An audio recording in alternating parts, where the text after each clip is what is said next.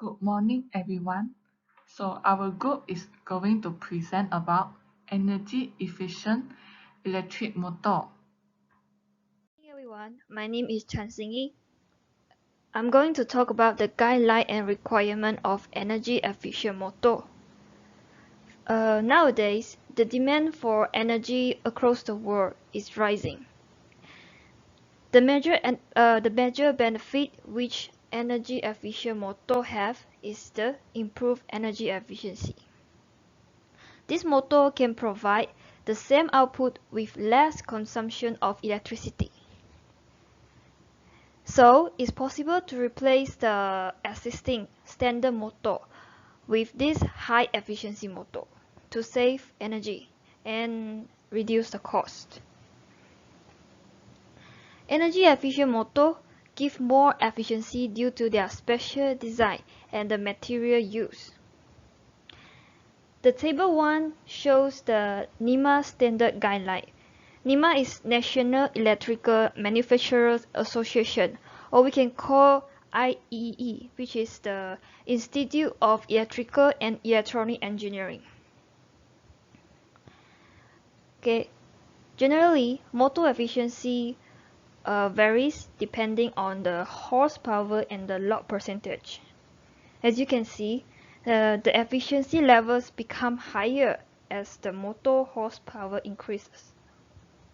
So this table 1 is the guideline of the efficiency level when you design an energy efficient motor.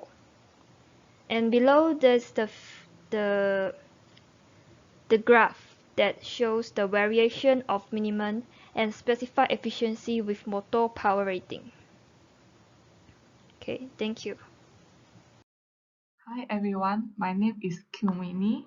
So I'm going to talk about the method to measure efficiency on low voltage induction machine. So IEC has introduced a revised edition 2.0 of standard IEC 60034 part 21, which is standard method for determining losses and efficiency from tests, excluding machine for traction vehicle. Edition 2.0 that came into force in June 2014 replaced the first edition 1.0 that was introduced in 2007.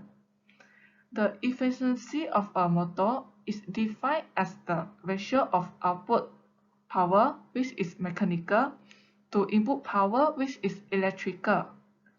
Determination can be performed by using direct or indirect method.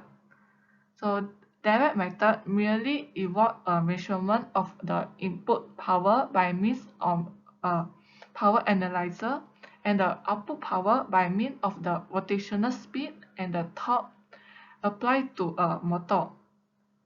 Indirect measurement is based on the loss segregation method leading to the sum of losses, such as total losses, calculated in each seat lock point defined in the standard. Total losses are then subtracted from the input power, thus giving the output power used for the determination of the efficiency in each lock point. Motor losses can be divided in the following groups. First, load losses that are of stator winding and the rotor losses. Second, iron losses. Third, friction and windage losses. Fourth, additional load losses. Of these, the first 4 types of loss can be determined from input power, voltage, current, rotational speed, and torque. Additional load losses are determined from the residual load losses that are defined from the partial load test. Good morning everyone, my name is Yakuja. Today I'm going to talk about method to improve the efficiency of electrical motor. An electrical motor is an electrical machine which is used to convert electrical energy into mechanical energy using the interaction between magnetic field and current in its winding to generate force in the motor. The efficiency of electrical motor is known as the ratio between the motor output and input. There are a few losses in the electrical motor which affected the motor efficiency.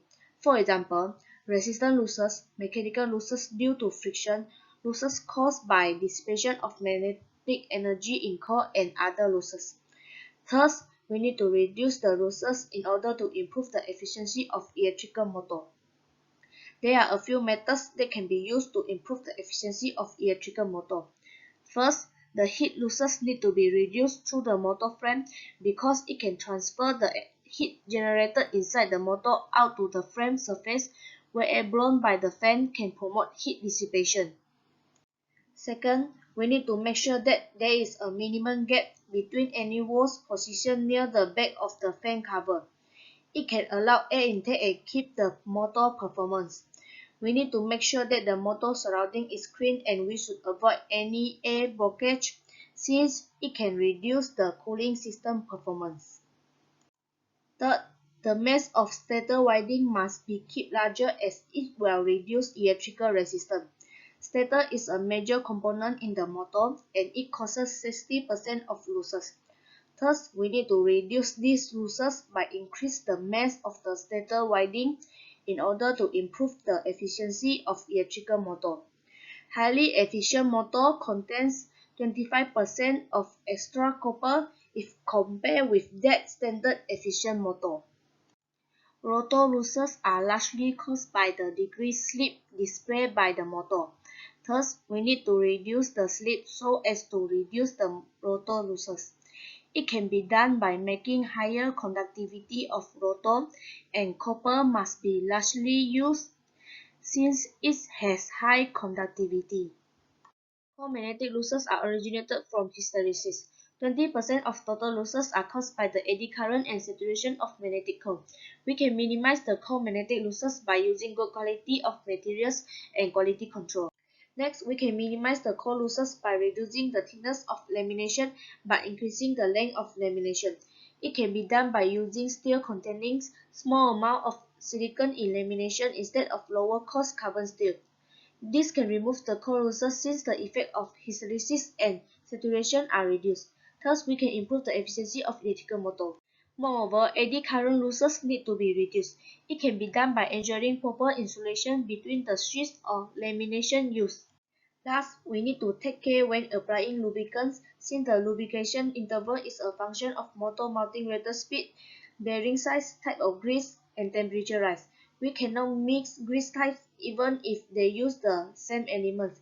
If we accidentally mix the grease in the application, then it will affect the motor performance and the efficiency of the electrical motor will be reduced. So the method discussed above can help to improve the efficiency of electrical motor.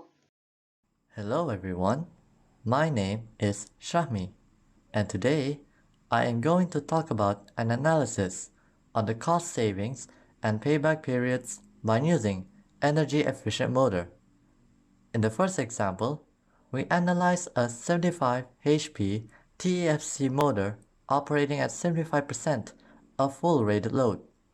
Based on the analysis, we were able to calculate the amount of kilowatts saved by using the formula kilowatt save equals to HP times by load times by 0.746 times by 100 divided by ESTD minus 100 divided by EHE. The ESTD stands for the efficiency of the standard motor, while the EHE is the alternative energy efficient unit. Using the formula, we were able to get a value of 1.21 kilowatts saved. From the value that we got, we can calculate the energy saved by using the formula kilowatts hour savings equals to hours of operation multiplied by kilowatts saved. This will get us a value of 9,680 kilowatts per hour per year. Then, we can calculate the annual cost savings by using the formula kilowatts saved times 12 times by the monthly demand charge plus kilowatts saving times by energy charge. the result of the annual cost savings is $368. In the next example, we analyze an energy-efficient motor that caused the utility billing to be reduced by $368 per year.